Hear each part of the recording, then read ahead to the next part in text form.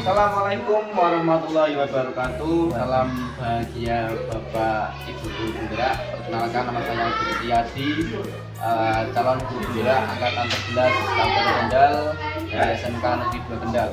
Hari ini saya akan melaksanakan tugas demonstrasi konseptual modul 3.1 wawancara dengan kepala sekolah. Dengan ini saya bersama Bapak Sultan SPD MSI, Kepala Sekolah SD Negeri 2 Dungdumi.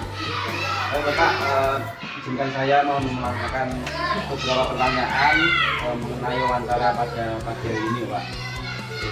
Selama ini bagaimana Anda dapat mengidentifikasi kasus-kasus yang merupakan dilema etika atau gugatan moral, ya, Pak? Terima kasih.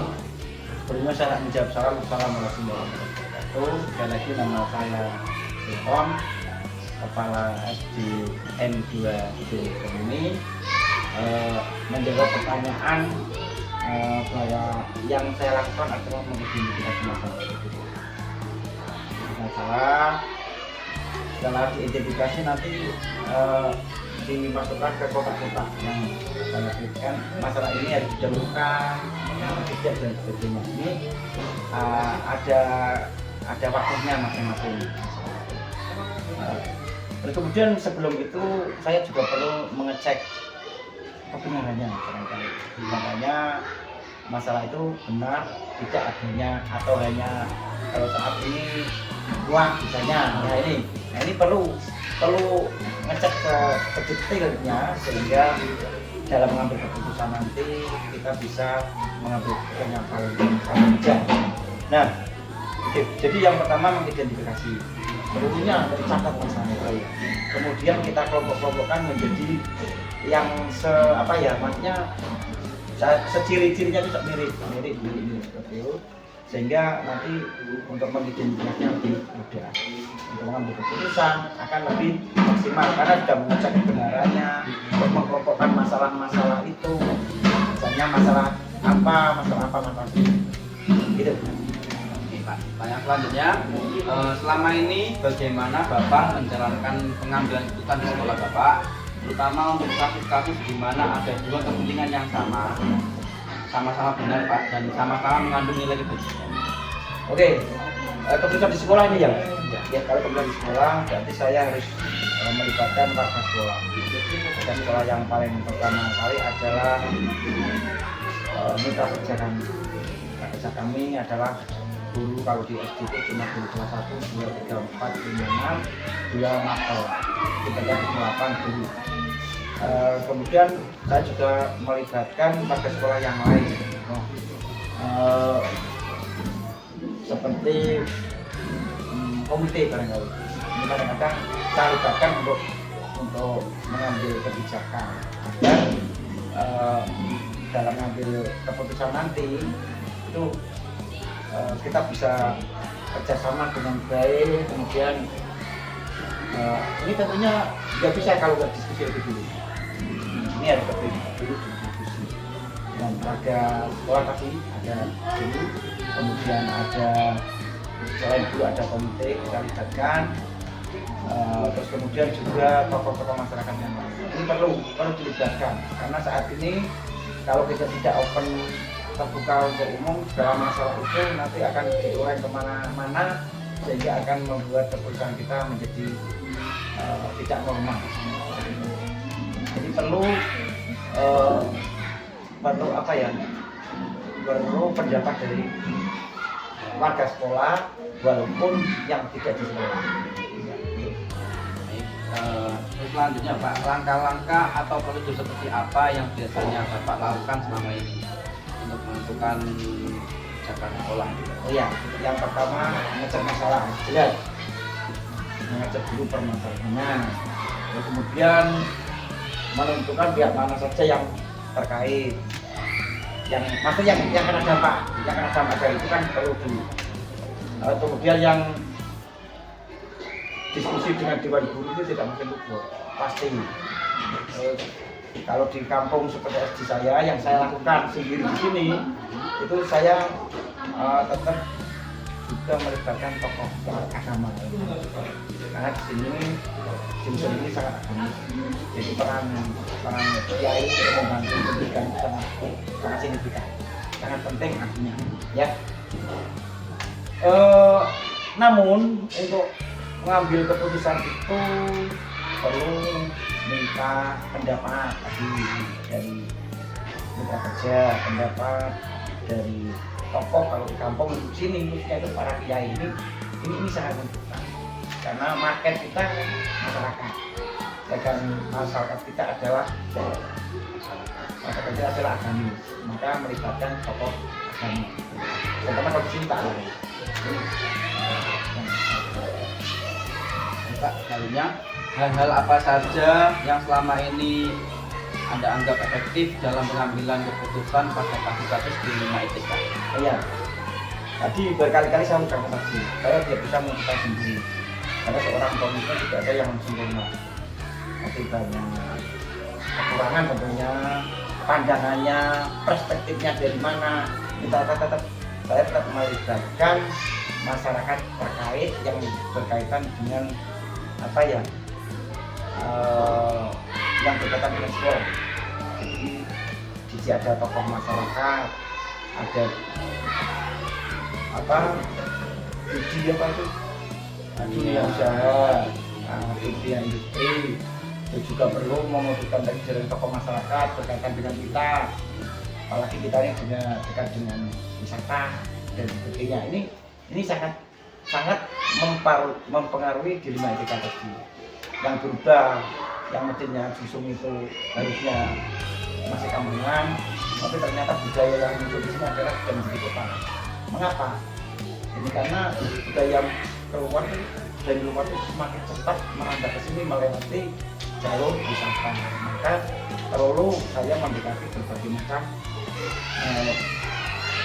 pihak. Salah satu diantaranya tadi warga sekolah, dunia usaha, dunia industri, tapi dalam ini pariwisata.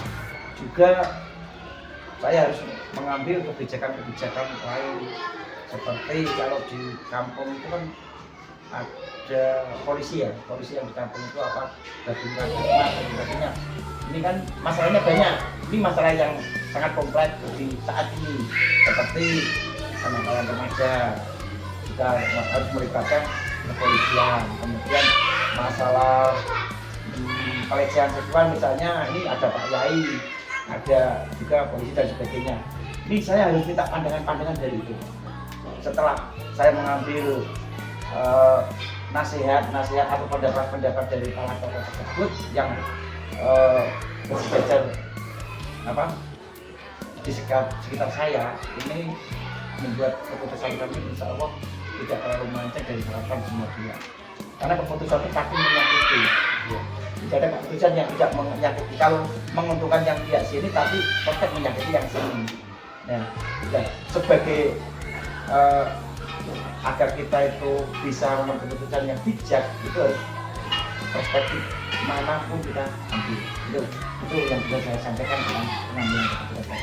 Ya, selanjutnya hal-hal apa saja yang selama ini merupakan tantangan dan pengambilan keputusan pada kasus-kasus di lima ITK? Tantangannya banyak, Mas. Terima kasih ya. Ketika saya harus memutuskan, berarti saya harus mengambil sesuatu yang akan merugikan orang lain. Ini tantangannya. Ketika setiap mengambil keputusan, terbahasa saya itu, kalau kita tidak bijaksana, itu pakai kebijak sini. Jadi kalau mengambil itu salah, berarti akan jatuh ke menimpa kita. Makanya sebagai pemimpin muda seperti yang Anda lakukan ini, dalam pengambilan kebijakan, mohon untuk betul-betul mengambil yang tidak akan membentur kepada yang lain. Tapi itu mustahil, tapi tetap membantu, tetapi meminimaliskan benturan itu, sehingga lambat laun bagi yang terdampak itu nanti akan mengikuti dengan kebijakan. Tapi orang Jawa nggak bisa langsung frontal, nggak bisa, maka harus sedikit demi sedikit. Silakan itu sekali lagi tidak boleh kasihan atau apa teman saudara itu kalau sudah berpikir di situ kebijakan kita tidak normal. Ya itu saja. Hanya tetap sama dengan yang tadi meminta pendapat bagi masyarakat. Itu mungkin saya. Selanjutnya apakah Bapak memiliki sebuah jadwal tertentu dalam sebuah penyelesaian kasus dilema etika? Apakah langsung diselesaikan di tempat atau memiliki sebuah jadwal untuk menyelesaikan dan bentuk prosedur seperti apa yang Bapak jalankan? Oke, ini yang saya lakukan. Itu saya itu termasuk organisatoris ya. Saya kan berbagai macam organisasi, jadwalnya padat. Oleh karena itu yang saya lakukan tergantung besar kecilnya masalah itu. Kalau masalah itu dipandang hanya beberapa masalah selesai atau lebih cepat, itu biasanya langsung saya ambil di saat itu. Namun apabila butuh pendapat-pendapat dari yang lain, ahlinya dan sebagainya, saya jadwalkan untuk bisa bertemu kembali. Jadi campuran ini di tempat atau menunggu laporan yang besarnya masalahnya. Gitu. Jadi kalau masalahnya itu banyak, ya, saya ambil waktu ketika saya harus menjelaskan itu sejelas-jelasnya panjang. Kemudian apabila masalah diperkirakan kok sedikit, kita ambil dieksekusi saat itu juga. Itu yang saya lakukan di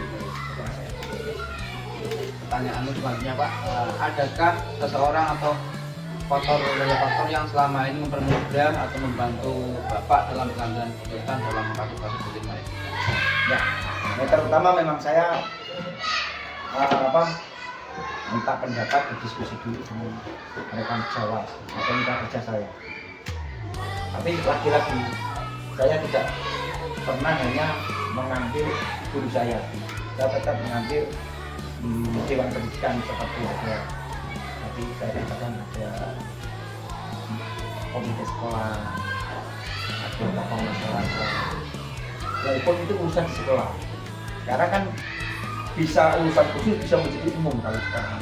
Zaman medsos ini rawan apabila pimpinan tidak open kepada dunia luar, ini akan berdampak digoreng di mana-mana lewat medsos.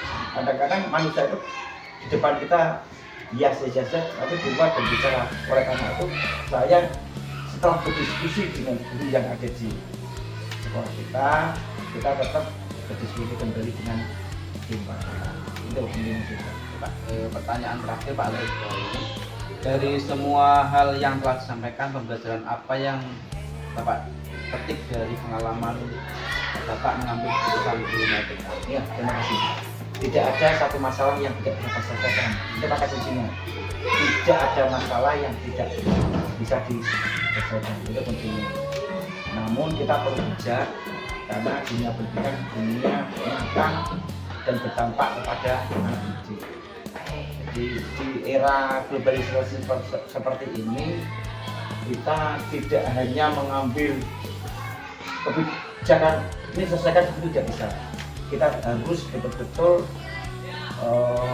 mengambil pendapat dari yang lain dan sebagainya. Itu adalah hanya cara saja sebenarnya. Intinya dari semua masalah yang saya hadapi bertahun-tahun ini, semua masalah itu bisa diselesaikan dengan cara baik-baik dan sangat bijaksana, karena pada dasarnya saya tidak bisa memutuskan sendiri tanpa didasari pendapat-pendapat dari itu intinya. Pak, terima kasih untuk kesempatan yang Bapak berikan pada hari ini. Semoga jawaban Bapak bisa menjadi sebuah pembelajaran bagi saya untuk ketemu kembalinya. Kurang lebihnya mohon maaf. Assalamualaikum warahmatullahi wabarakatuh. Waalaikumsalam warahmatullahi wabarakatuh.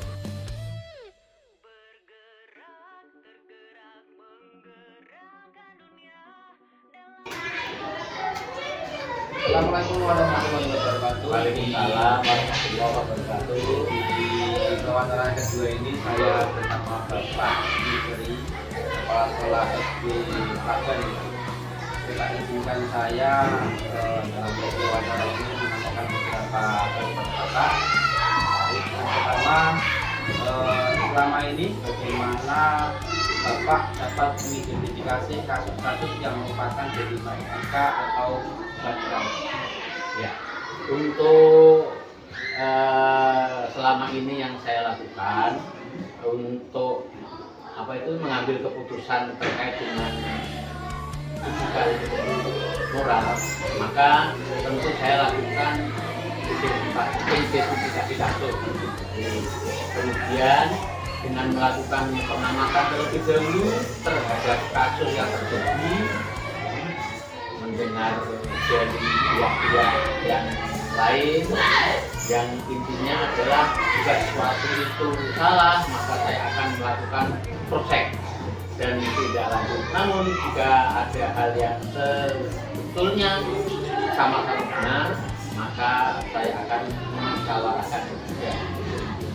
Selanjutnya, selama ini bagaimana Bapak menjalankan pengambilan keputusan di sekolah Bapak, terutama untuk kasus-kasus di mana ada dua kepentingan yang sama-sama benar atau sama-sama mengandung nilai kebijakan? Ya, tentu ini tidak saya ambil itu yang terbaik tetap secara demokrasi, yaitu akan berdiskusi dengan bapak dan ibu yang ada supaya nanti hasil keputusan saya itu tidak tahu gitu loh. Langkah atau prosedur seperti apa yang biasanya Bapak lakukan selama ini? Ya, tadi seperti sudah saya sampaikan di awal, yang pertama saya mengecek dulu permasalahan untuk pihak mana saja yang terkait, mendiskusikan dengan dewan guru jika menyangkut kepentingan sekolah secara umum, kemudian membuat keputusan. Namun jika itu berkaitan dengan tugas saya, maka akan saya putuskan sendiri dengan mempertimbangkan baik buruk serta aturan yang berlaku. Hal apa saja yang selama ini Bapak anggap efektif dalam mengambil keputusan pada kasus-kasus ini? Ya, tetap berdiskusi dengan pihak yang terkait permasalahan tersebut dari hati ke hati untuk memudahkan mengambil keputusan itu sendiri. Selanjutnya Pak, hal apa saja yang selama ini merupakan tantangan dalam mengambil keputusan pada kasus-kasus di Etika? Ya, ketika saya harus memutuskan persoalan yang berkaitan dengan perasaan kasihan pada pihak-pihak tertentu, di situ saya terkadang merasa sangat sulit.